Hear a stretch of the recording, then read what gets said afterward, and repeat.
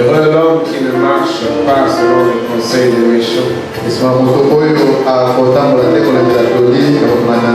Heureux l'homme qui ne s'arrête pas sur la voie des pécheurs. Et qui ne s'assied pas en compagnie de moqueurs. Mais qui trouve son plaisir dans la loi de l'Éternel. Il médite toujours les pécheurs dans l'assemblée des justes.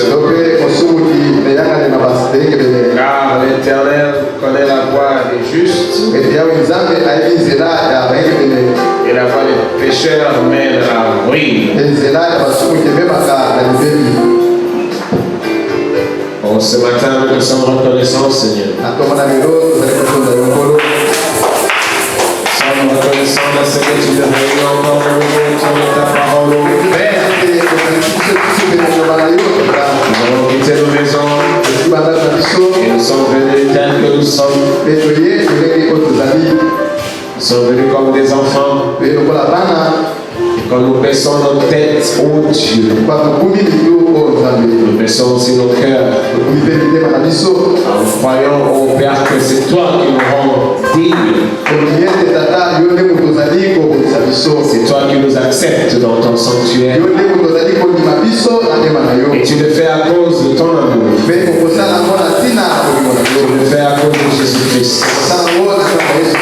Tu le fais à cause de la prédestination. Tu le fais à cause de l'élection. Personne n'a rien mérité, Seigneur. Merci pour ta grâce ce matin. Merci pour ta parole bénie. Merci pour le Saint-Esprit. Merci pour la victoire en Jésus-Christ. Ton prophète avait l'habitude de dire que la manière dont nous entrons soit différente de la manière dont nous sortons. Que cela soit ainsi pour nous aussi ce matin. Car nous aussi avons le regard tourné que vers toi. Toi, le Dieu des patriarches, le Dieu d'Abraham, d'Isaac et de Jacob. Et si à toi le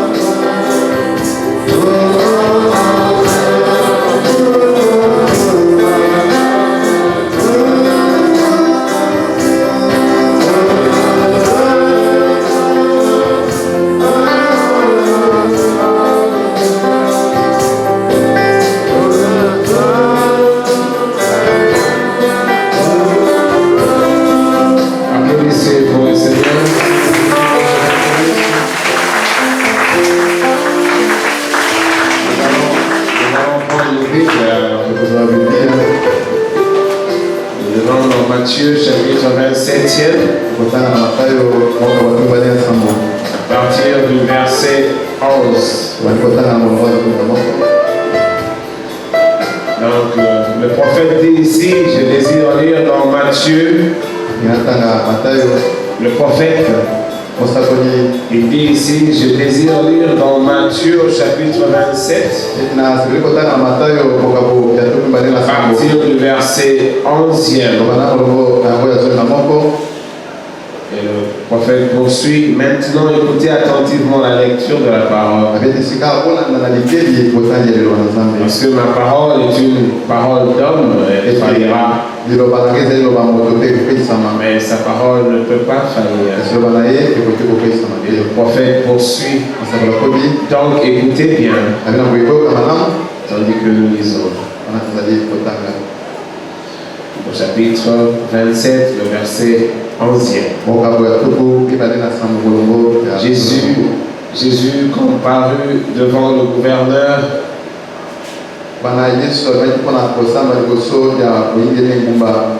Le gouverneur l'interrogea en ces termes. Es-tu le Christ des Juifs? Jésus lui répondit, tu le dis.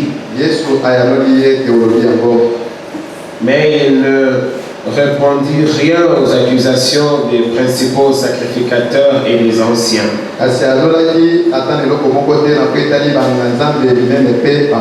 Alors Pilate lui dit, n'entends-tu pas de combien de choses il t'accuse? Et Jésus ne lui donna de réponse sur aucune parole, ce qui étonna beaucoup le gouverneur. À chaque fête, le gouverneur avait coutume de relâcher un prisonnier, celui que demandait la foule. Ils avaient alors un prisonnier fameux nommé Barabbas. Comme ils étaient assemblés, Pilate leur dit, lequel voulez-vous que je vous relâche? Barabbas ou Jésus qu'on appelle Christ? Car ils savaient que c'était par envie qu'ils avaient livré Jésus.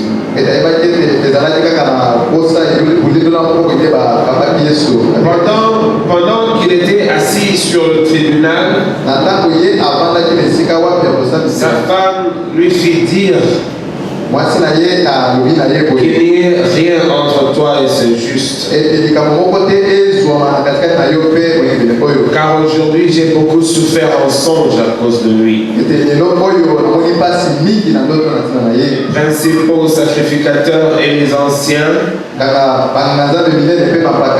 persuadèrent à la foule de demander Barabbas et de faire périr Jésus.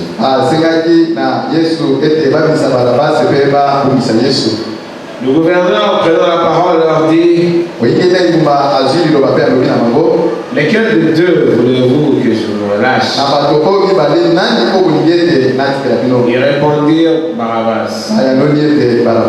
Pilate leur dit, que ferais-je donc de Jésus qu'on appelle Christ? Tous répondirent, crucifiez-le. Le Seigneur bénisse la lecture de sa parole. Pilate leur dit, que ferais-je donc de Jésus qu'on appelle Christ? Tous répondirent, crucifiez-le.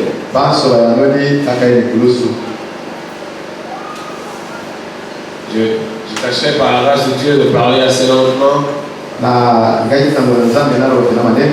et prier pour moi pour que j'arrive à parler assez lentement. Je sais que vous êtes déjà habitués avec le pasteur Mbangu. Et je sais que quand lui parle mot après mot et vous comprenait facilement. Je comprends que moi et frère Yvan, nous avons un sérieux problème ici.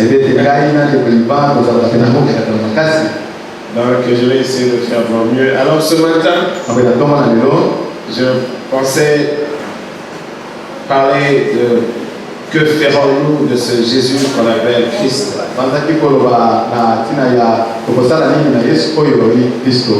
C'est le prophète qui le prêche. Je crois qu'il le prêche.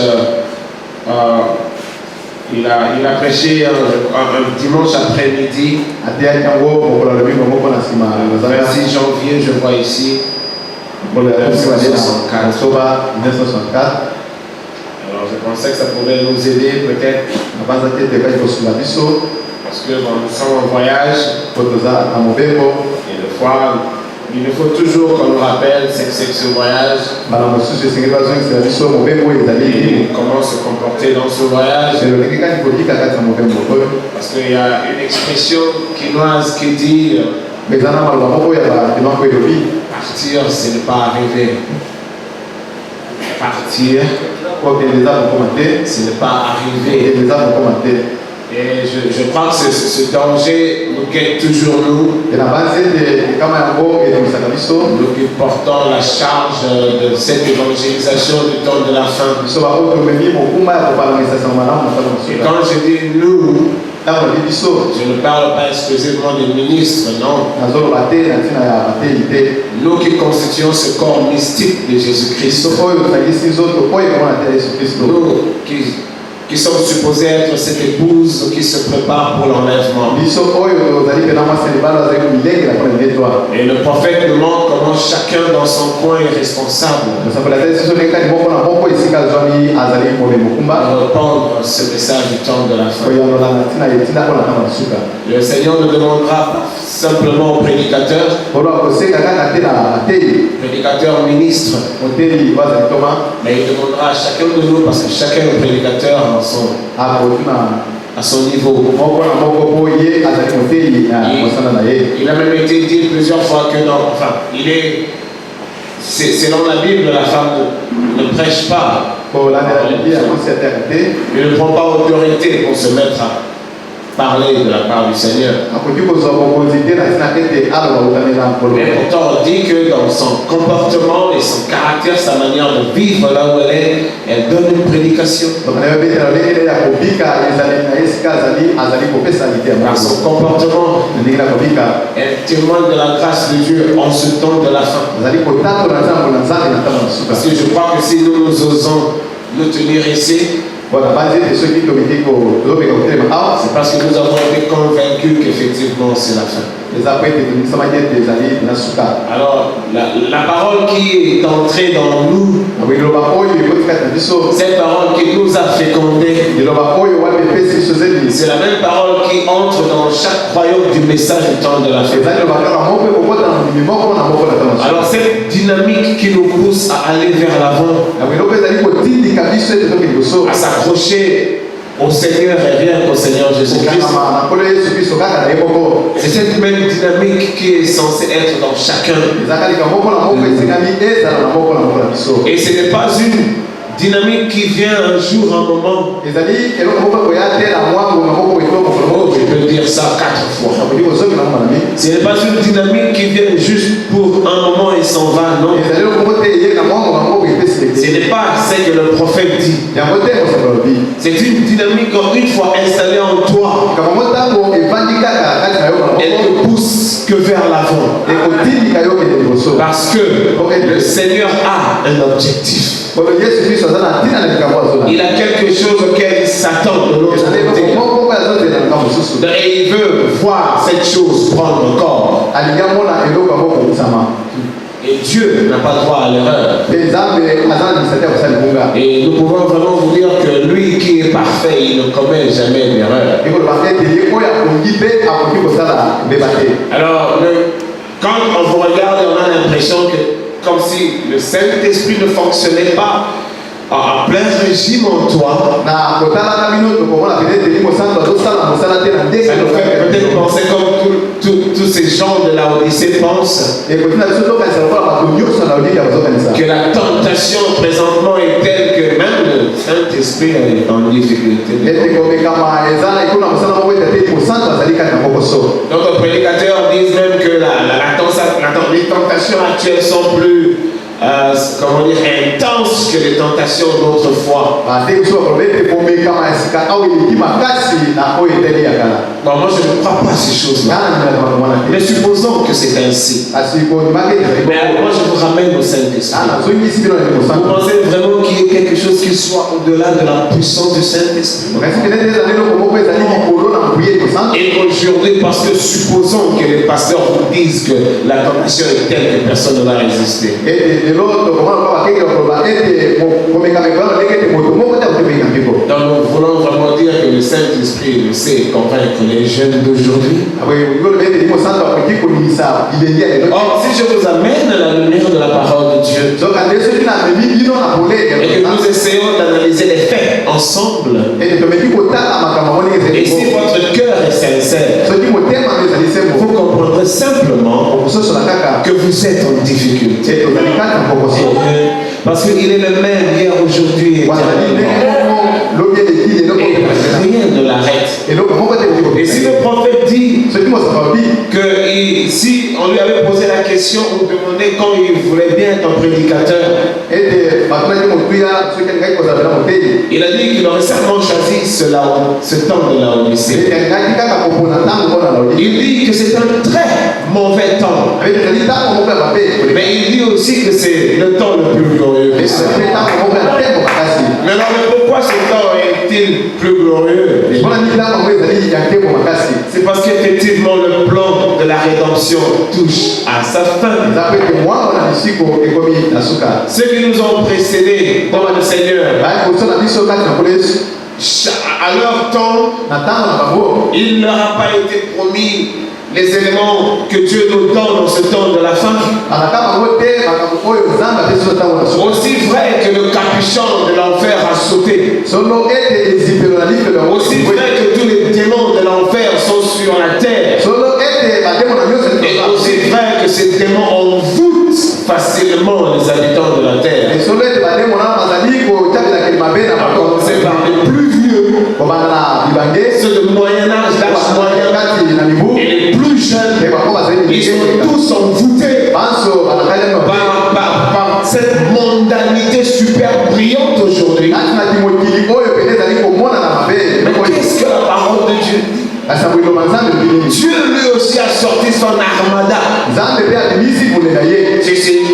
Il a sorti toute son armada pour faire face à cette situation. Et le prophète dit, nous n'aurons pas d'excuses pour dire que oh Seigneur, c'était trop fort et qu'on ne savait pas résister. Ici le problème, ce n'est vraiment pas résister. Ici le problème, devenez ce que vous êtes supposé devenir. Identifiez-vous à la parole de Dieu. Identifiez-vous à votre sacrifice. Mourrez à la croix de la parole de Dieu. Et renaissez de l'autre côté. Et commencez votre voyage. Et vous le commencez en Christ Jésus. Cela veut dire vous irez de gloire en gloire, de victoire en victoire, de perfection en perfection. Il n'y aura jamais des congés des temps comme je ne cesse de le dire. Il n'y aura jamais des grandes vacances. Il n'y aura jamais des grandes vacances. Examinez-vous par rapport à la lumière du soir. Examinez-vous par rapport à votre façon de réfléchir et même de penser. Êtes-vous mort en Christ? Nous ne mourrons pas en Christ pour venir à l'église. Nous ne mourrons pas en Christ pour chanter des cantiques. Nous ne mourrons pas en Christ pour devenir des amis ici. Nous mourons en Christ parce que Dieu a une volonté.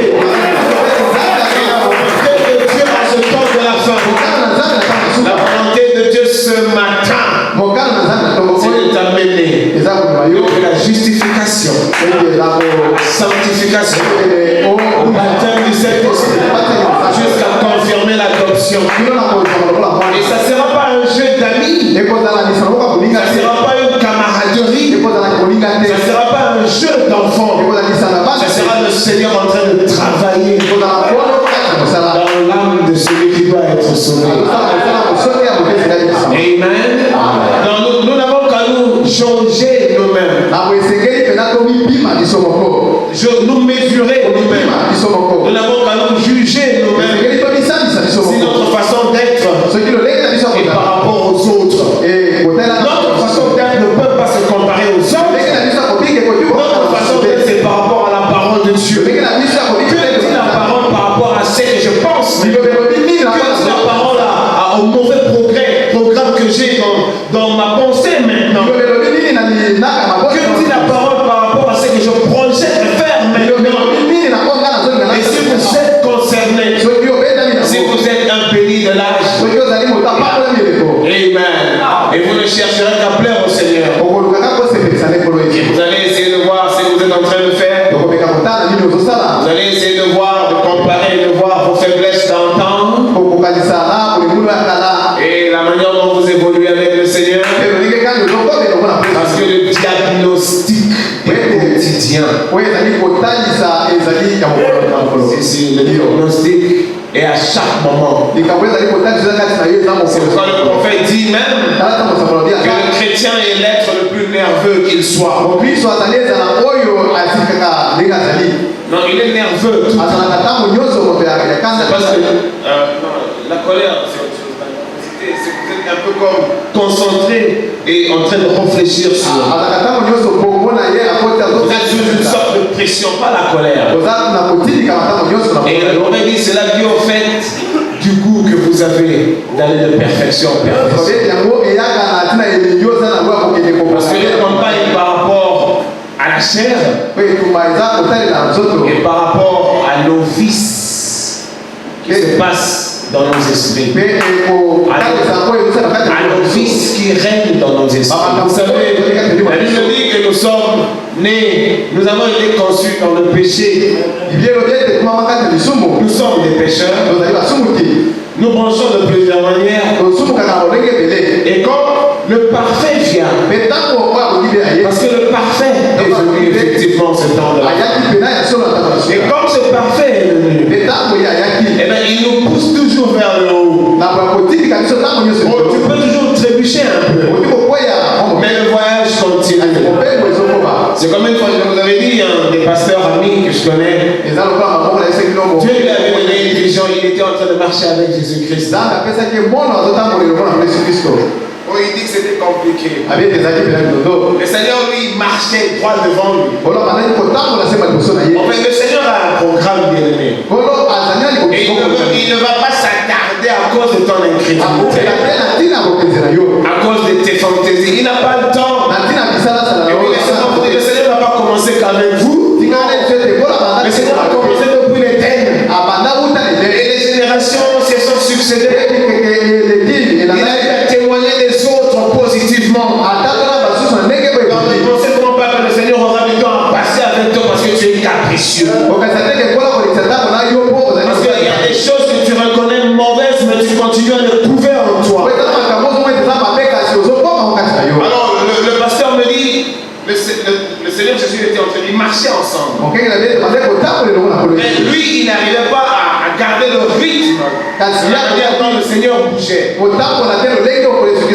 le Seigneur ne le regardait même pas. Il allait vers l'avant. Et tout ce que lui avait à faire, c'est un pasteur, s'il vous plaît. Tout ce que lui devait faire, c'est suivre la cadence. C'est de faire en sorte qu'il reste au même niveau que Jésus-Christ. Oh, il dit que c'était pas facile. Le Seigneur ne s'arrêtait pas. Et lui, il lui arrivait de trébucher de foi. Il lui arrivait d'être au même rythme que le Seigneur. Il se fatiguait. Il tombait par-ci, il tombait par-là. Mais dans sa conscience, c'était que tu es tombé, lève-toi et continue. Il essaie de le rattraper. Mais le Seigneur bougeait toujours. Mais ce qui était bien pour lui finalement, avec 1000 difficultés. Quand le Seigneur est arrivé là, au bout, à la fin de cette course, il était là avec le Seigneur. Et il était en train d'aller. Le Seigneur en a le témoin. Mais lui, il était là. Parce que le travail, ce n'est pas dans le Seigneur. Le travail, c'est dans le croyant. Et on n'a pas de repos par rapport à ça. Ne devenez pas bandit parce que hier vous étiez bandit. Peut-être parce que vous avez regardé les autres redevenir bandits. Et vous voulez le prendre comme modèle. Ne restez pas longtemps dans une faiblesse. Combattez-la. Résistez cette faiblesse-là. Et vous en avez les capacités, je vous dis. Selon les Écritures, fils de Dieu, fille de Dieu, vous en avez les capacités. C'est désolant de voir que la jeunesse d'aujourd'hui, dans le message du temps de la fin, n'arrive pas à se démarquer avec la mondanité. Ils sont comme drogués, elles sont comme drogués. C'est comme l'autre fois là, j'ai parlé du Facebook, c'est vrai. Et j'étais assez dur. Mais pardonnez-moi. Mais je n'ai pas le choix. C'est toujours choquant quand on voit l'église du Dieu vivant devait avancer mais qu'elle n'avance pas. Et nous avons la charge de parler comme Malachie 4. C'est-à-dire que je vous parle ici, si vous demandez mon épouse, elle ne fait que lire, écouter jusqu'au matin. Quand je vous parle selon le prophète. Donc, on ne sait pas tolérer cela, qu'une tentation ou une attraction mondaine vous rende si dingue, de sorte que même quand on vous dit la vérité, vous regardez comme si vous êtes drogué. Témoignant que je sais rien faire. Je sais être là. Vous sentez que la jeune fille ne peut rien faire. Le prophète te dit, depuis les années passées là, même toi, peut-être moi, on n'était peut-être pas encore né, le diable était en train de voir comment suyer totalement la Odyssée. Nous venons ici parce que nous croyons en Malachie 4. Alors si vous croyez en Malachie 4, écoutez. Malachie 4 dit, le diable réfléchissait comment faire. Parce qu'il fallait doubler la vitesse. Et la Bible dit, il sait que son temps a atteint la fin. Mais il ne veut pas aller seul en enfer. Il veut récupérer tous ses enfants. Alors qu'il a fait introduire sur le monde depuis le jardin d'Éden. Alors il dit comment faire pour séduire ce peuple. Il a remarqué que au cinéma ne marchait vraiment pas. Comme je vous ai toujours dit, il fallait faire un programme. Il fallait trouver de l'argent. Il fallait quitter la maison et aller à la salle de cinéma. C'était toute une démarche à faire. William Branham dit, il regardait. Et il s'est posé la question, qu'est-ce que je ferais pour amener cette affaire dans leur maison? C'est lui qui manipule la science. En tout cas, le prophète dit, c'est le diable qui est le maître de la science. Il a inspiré la télévision. Il a activé une intelligence scientifique. Et ils ont produit la télévision. La télévision en soi, c'est rien du tout. C'est même, des fois, le prophète dit bon. Quand un programme n'est pas mauvais, c'est bon, mais il se trouve que la télévision c'est pourri de la mort.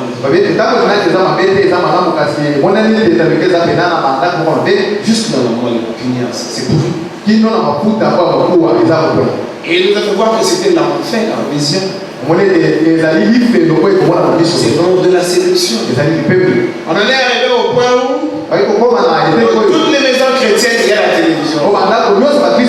Ok, soyons flexibles. Prenons ce que le prophète dit quelque part. Parce que lui, il a dit que dans ma maison,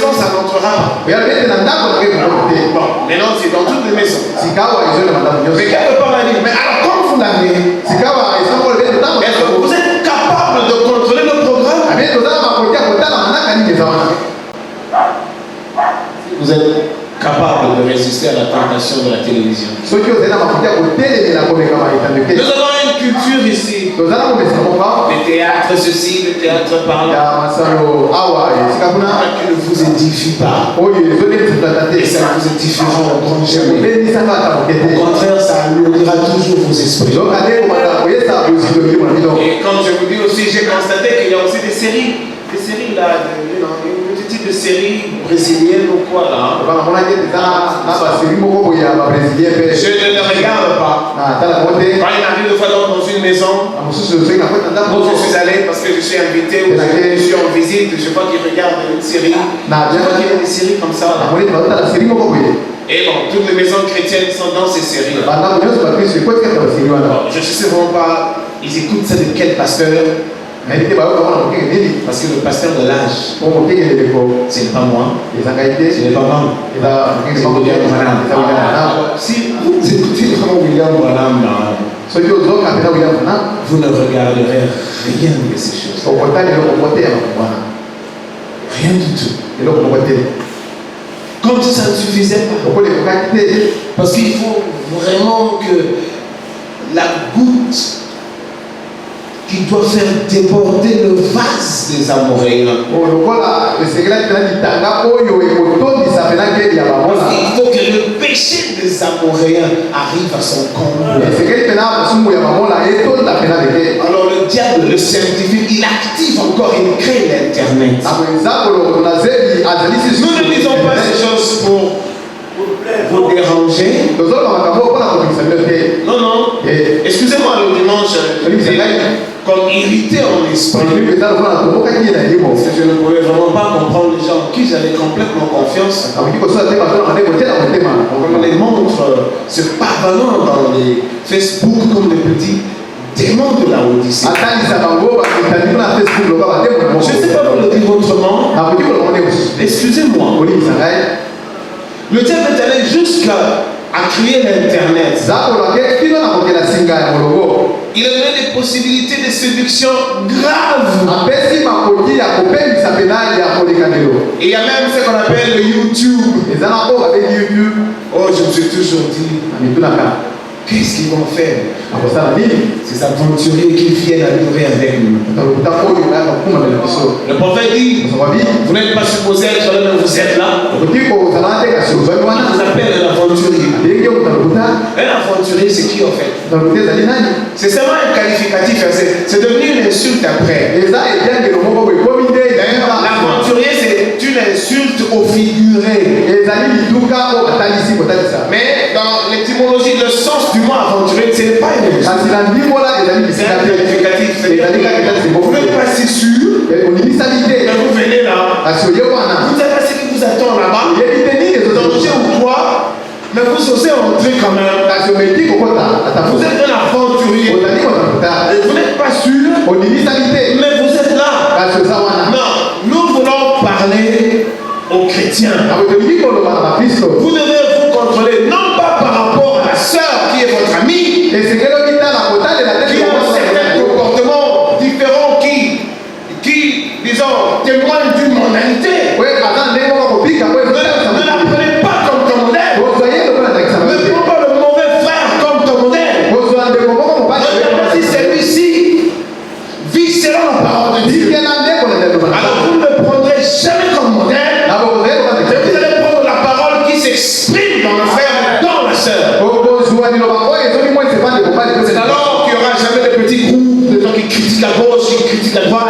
C'est alors qu'il n'y aura jamais des groupes de gens qui analysent les faits des autres à gauche ou à droite, qui passent les unes des autres, et que les uns et les autres prêtent oreille. Vous devez avoir le droit de dire à la sœur, au frère, tais-toi.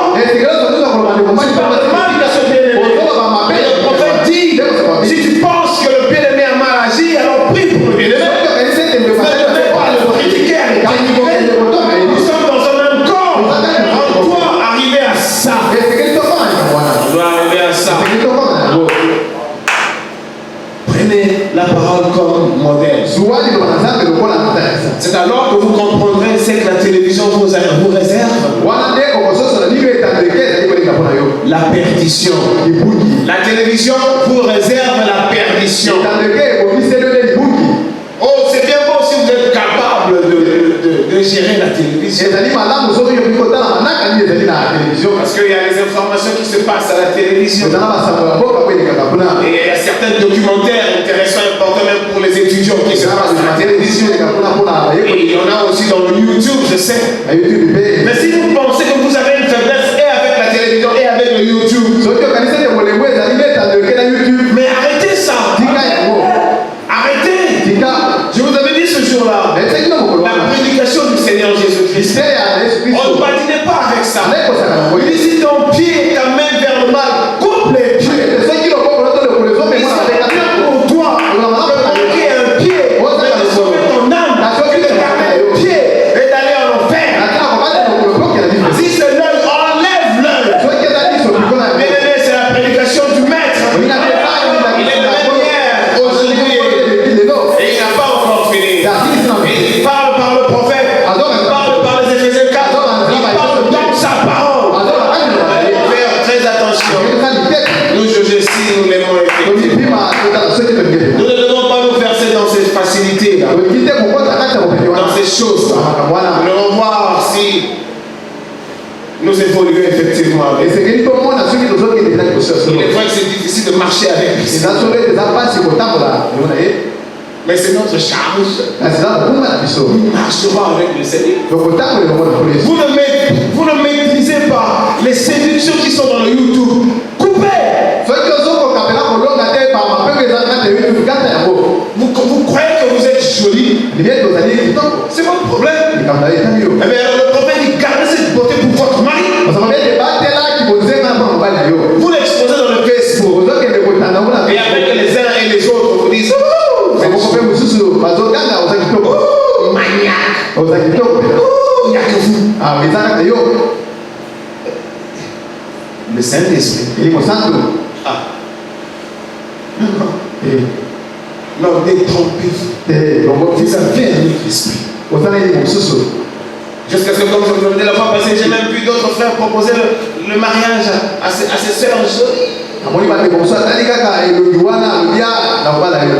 Et elle qui répond aussi selon le Facebook. Exactement comme font les païens. C'est quoi le problème? Si vous êtes dans le Facebook, vous serez rattrapé par l'esprit de Facebook. Vous commencez là à vous inquiéter de votre apparence. Vous commencez là à chercher les plus belles chemises. Et pour vous faire, comment on appelle ça, selfie aussi, parler au Dieu pour lui. Oh là là. Je vois seulement les gens faire. J'ai appris qu'on appelle selfie. Je dis selfie. Écoutez. Discerner les esprits. Aujourd'hui, les femmes portent des pantalons et ils se justifient de la peinture.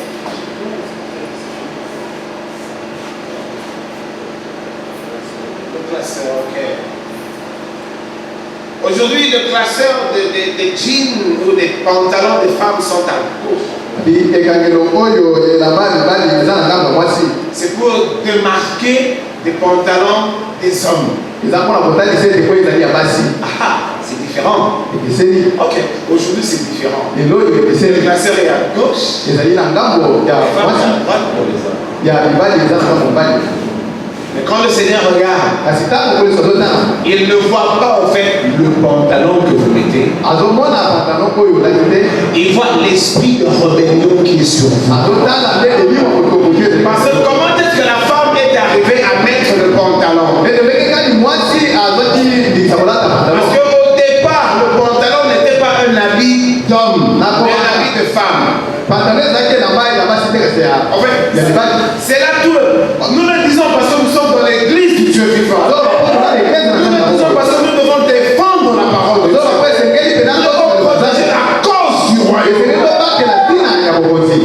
L'esprit de la Odyssée, l'esprit démoniaque de rébellion, eh bien, il couvait sur les femmes de ce temps de la fin. Elle voulait confirmer leur rébellion par rapport à la domination de l'homme. Alors, philosophiquement, ça ne réussissait vraiment pas.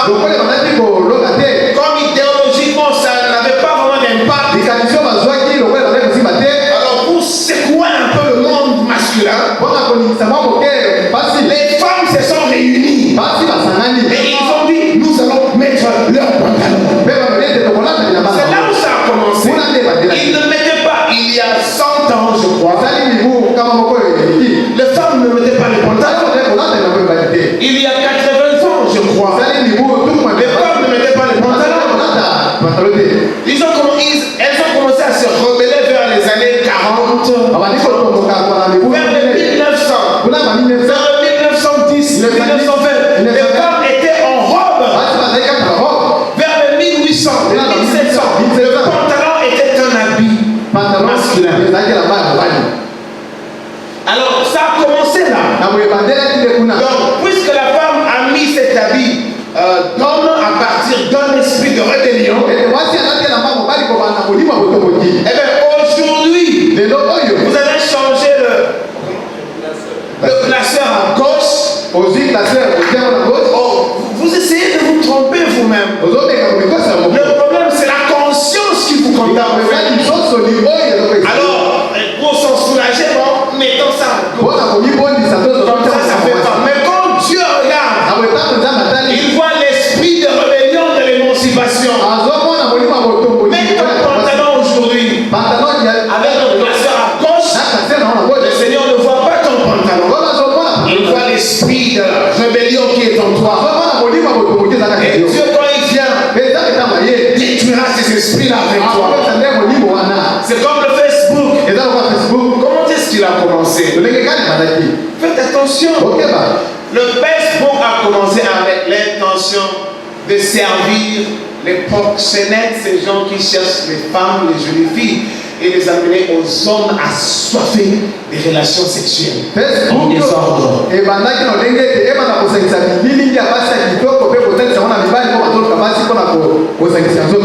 Ça ne visait pas les hommes. Alors ça a mobilisé les filles. Et si vous lisez l'histoire même, vous allez voir, il s'est mis, ce fameux Marc, je sais qui là, il s'est mis à placer des photos des filles. Alors, il fallait que chaque fille se rassure de la beauté qu'elle expose. Parce que c'est du business. Regardez. J'ai même suivi parce que je suis allé faire des recherches. J'ai vu les premières cartes que lui-même avait mis là. C'était le visage des femmes. Et maintenant, lui, il comparait. Je sais pas, j'ai cherché en français, c'est hotter. C'est être plus chaud. C'est quelle est la plus chaude entre les deux. Qui parmi les deux là. Il fallait comparer. Donc chaque fille qui se prêtait à ce jeu là devait se rassurer de ses rouges. Devait se rassurer qu'il n'avait pas de boutons. Devait se rassurer de la densité de ses affaires. Et quand elle s'y mettait, elle devait vraiment ressembler à une Jézabel. Parce que les démons poussent les hommes à aller vers les Jézabel. Alors maintenant ça a pris plusieurs comment dire, objectifs là. Oui, le Facebook est pour ceci, le Facebook est pour cela aussi. Mais à l'origine c'était cela. Alors quand on vous voit dans ce même Facebook, et le comportement que vous affichez dans le Facebook, et le même comportement que affichent les païens, c'est simple. Qui que vous soyez, vous êtes baigné ou alors vous êtes envoûté par cet esprit qui a commencé cette chose. Mais vous ne le savez pas. Mais regardez-vous. Regardez les autres. Regardez d'où ça a commencé. Vous avez les mêmes caractéristiques. Vous pouvez vous rassurer que vous êtes bien. Vous pouvez vous rassurer que vous apparaissez bien. Et les démons alimentent ça par les commentaires des autres. Je ne voudrais pas continuer à répéter ces insanités, ces abominations dans Facebook. Merci. Vous, exactement comme les païens. C'est un problème d'envoûtement. Vous ne serez jamais sérieux dans le Facebook. Vous ne pourrez pas l'être. Parce que l'esprit de Facebook n'est pas sérieux. Donc quand nous le disons comme ça, c'est peut-être parce que vous ne savez pas. Mais ce qui est très malheureux et impressionnant, il ne va pas nous parler aux gens. Ils vous regardent comme des drogués. Ils sont vraiment drogués de Facebook. Ils ne comprennent pas. En fait, nous autres, quand nous concluons, parce qu'il nous arrive souvent de conclure. Je me rappelle une fois, on se posait des questions. La porte de l'arche n'est-elle peut-être pas déjà fermée? La porte de l'arche n'est-elle peut-être pas n'est-elle peut-être pas déjà fermée? Parce que comment voulez-vous, vous qui venez à Christ aujourd'hui, vous prive de capacité, il vous prive de capacité de sauter la Odyssée, droguer. La jeune fille ne peut s'en passer. Qu'est-ce qu'elle regarde là-dedans?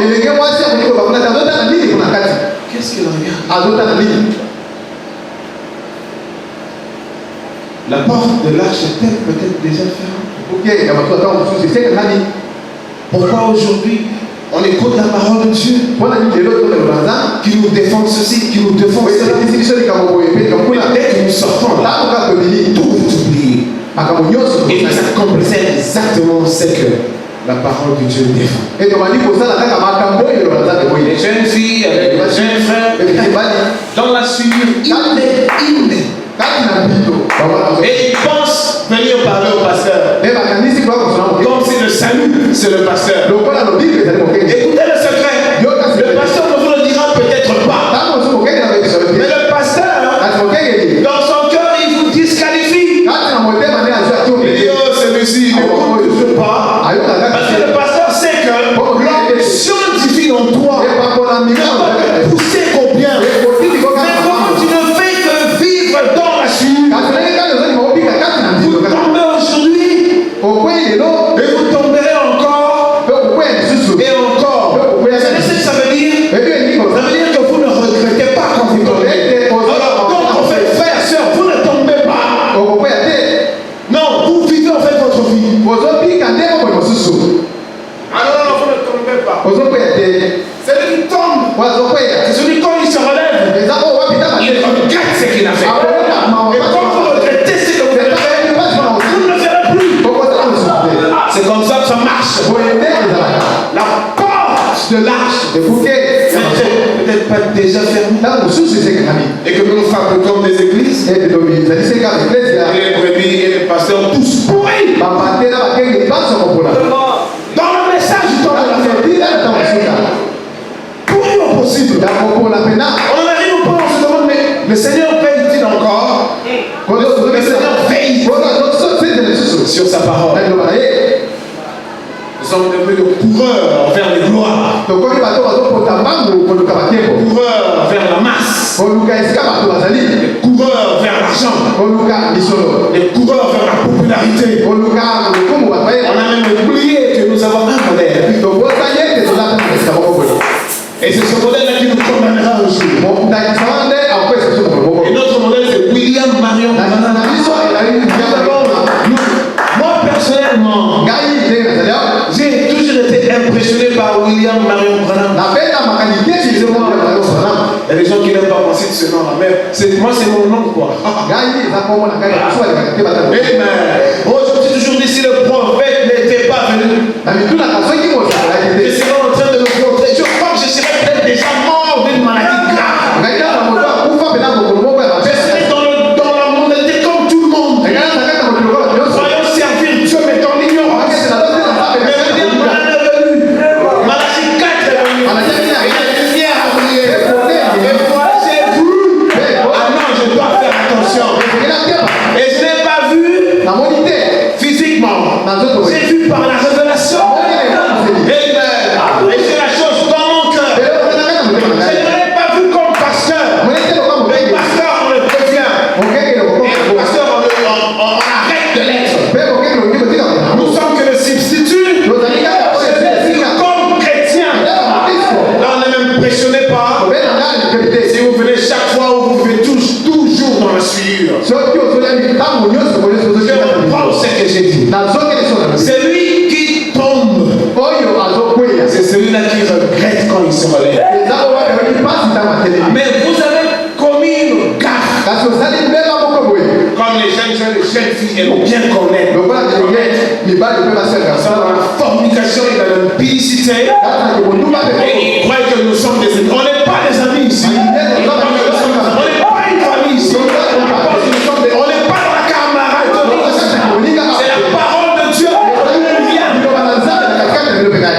Oh, je te regarderai. Je te donnerai des conseils. Mais dans mon cœur, je dirais, oh Seigneur, pourquoi est-ce que tu ne le soutiens pas? Parce que c'est drôle. Le Seigneur soutient ses enfants. Le Seigneur justifie ses enfants. Il les sanctifie.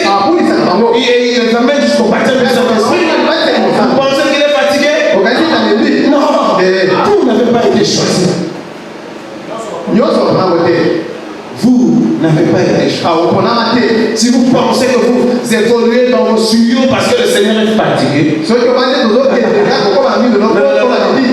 n'avez pas été choisi.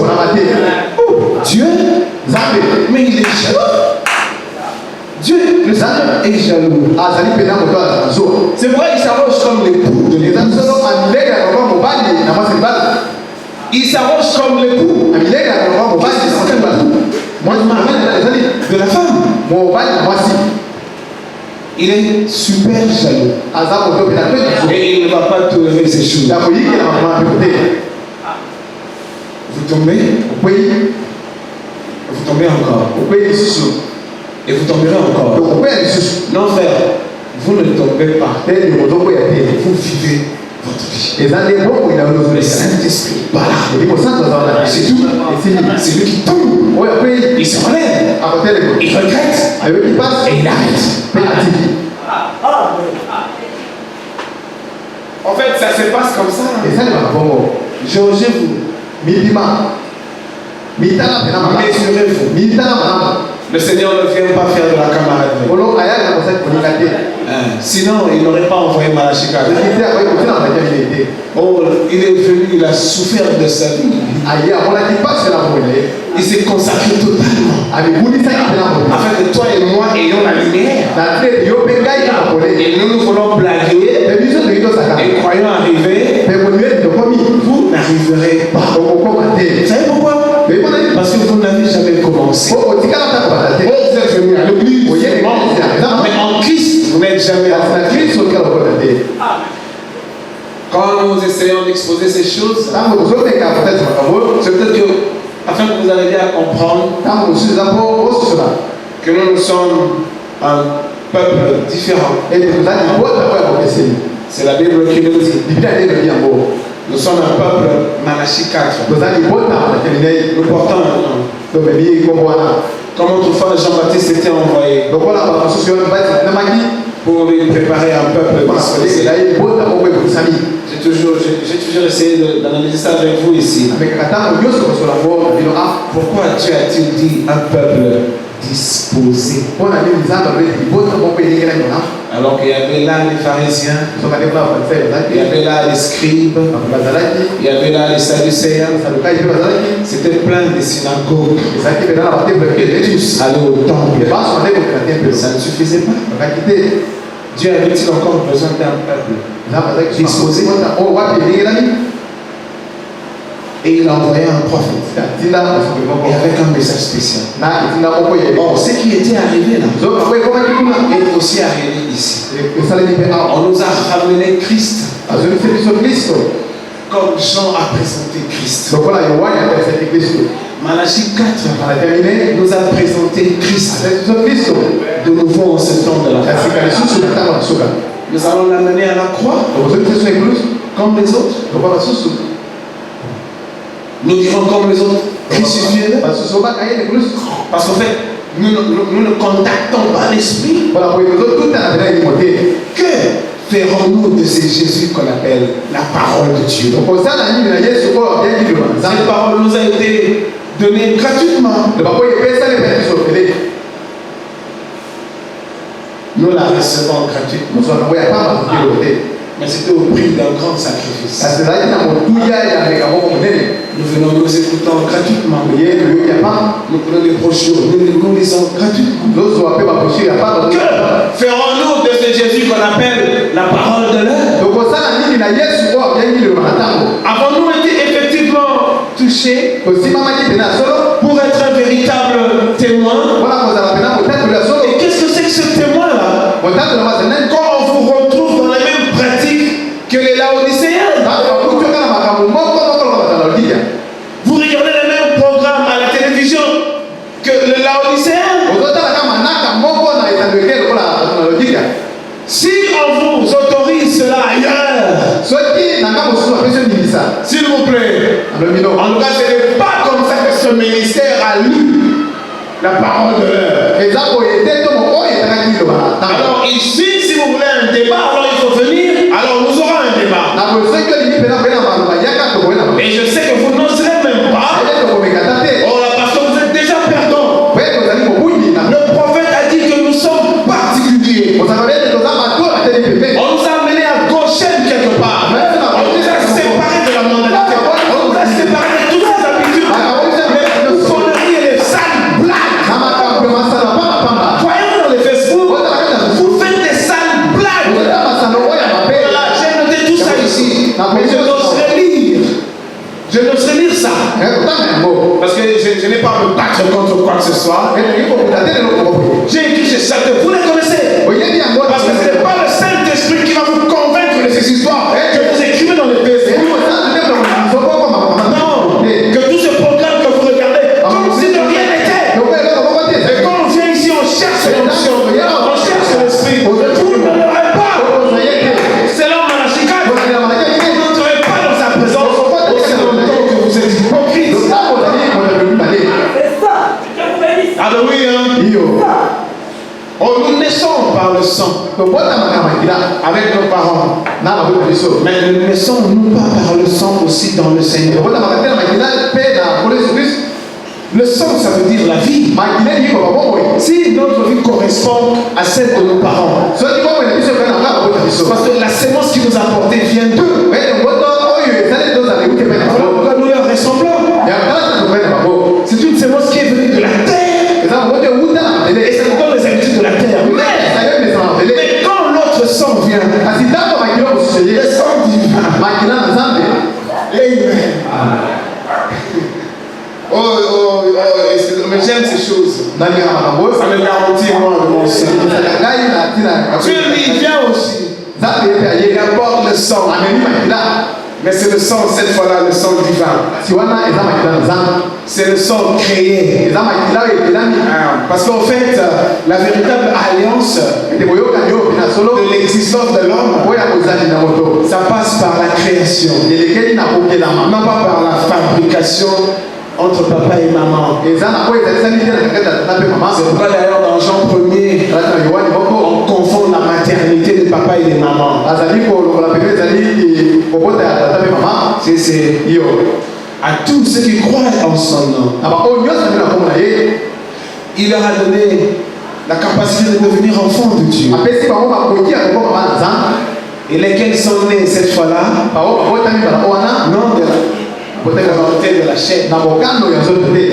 Non par les relations sexuelles. Non. Ils sont nés dans le Seigneur. Ils sont nés en Christ. Vous entrez dans le sang vie. Le sang de l'agneau.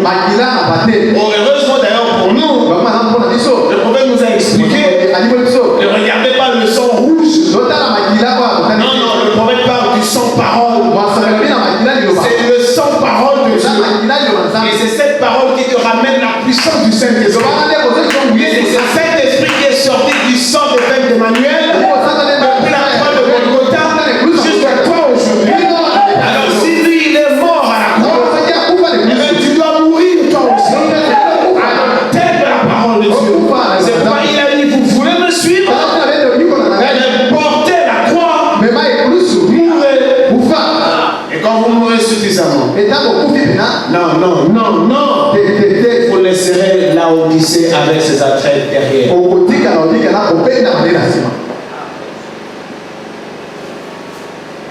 Nous venons ici de plusieurs façons. Je ne sais pas ce qui vous a attiré. Si c'est un élan humain, Alors essayez de réfléchir. Qu'est-ce que vous faites là? Non, c'est le message du temps de la fin. Nous nous préparons pour l'enlèvement. Nous ne nous préparons pas pour un mariage. Nous ne nous préparons pas pour des diplômes. Non. Nous ne nous préparons pas pour qu'on devienne des millionnaires. Ces choses-là, le prophète dit, sont normales. Mais la primauté est donnée